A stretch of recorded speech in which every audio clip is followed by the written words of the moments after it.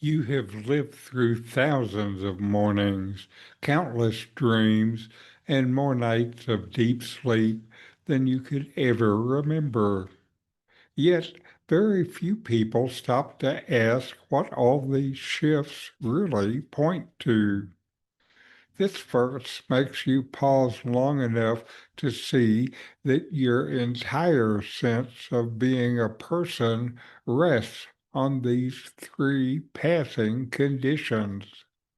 Stay with me as we walk through the knowledge this verse is offering. If this supports your practice, give a like, subscribe, tap the bell, and leave a comment.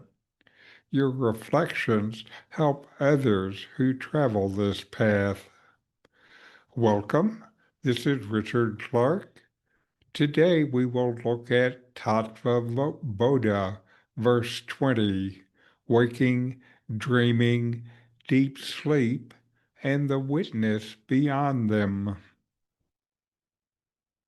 The three states are waking, dream, and deep sleep. This verse is about the full range of human experience. Everything you call your life takes place within these three states.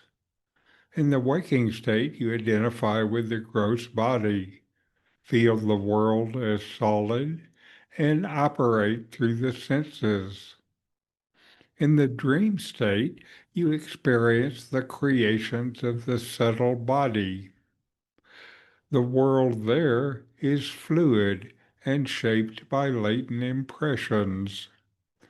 In deep sleep, you return to the causal body where both the waking and dream worlds dissolve into a blank, unknowing quiet, only to emerge again when you wake or dream. The verse is simple, but it points you to something important. You are present in all three states, yet each state shows a different version of who you think you are. In waking life, you may feel confident or uncertain. In dreams, you may feel powerful or frightened. In deep sleep, you feel nothing and know nothing. If your identity were truly any of these states, you would lose your existence whenever that state disappeared. But you do not. You continue to exist across all three. This tells you that your true nature cannot be any of the states. You witness their appearance and disappearance. You say, I woke up, I dreamed, I slept. That I is steady. The states are not. Vedanta uses this simple observation to loosen your grip on identification. The more clearly you see the difference between yourself and the states, the easier it becomes to know the presence that remains unchanged. For you, this verse can sharpen your attention more than you might expect. You tend to take the waking state as the real one. But this verse reminds you that waking is just another passing state. Dreams feel real until you wake up. Waking feels real until you start observing it carefully. Deep sleep seems peaceful, but it hides your own presence. What is constant is you as the witness of each state. If you let this verse work on you, your daily experiences begin to feel lighter. You stop holding your waking identity so firmly. Its thoughts and emotions lose some of their weight. The dream state becomes a reminder that the mind creates worlds effortlessly.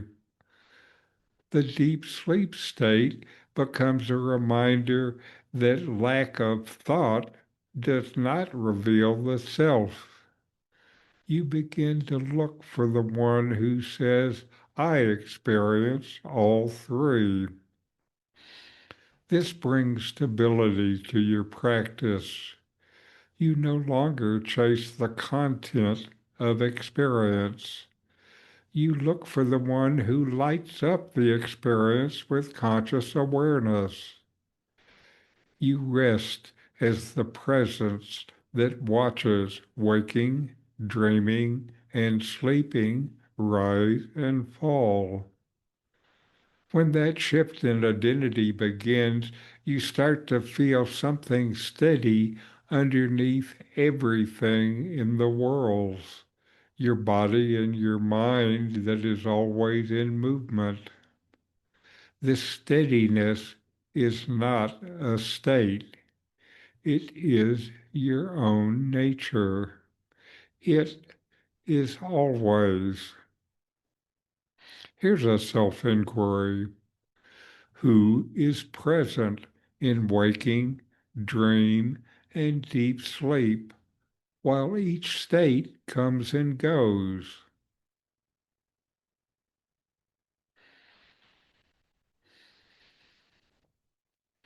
Let your attention relax into the sense of presence that is here when waking appears, during every dream, and untouched even in deep sleep.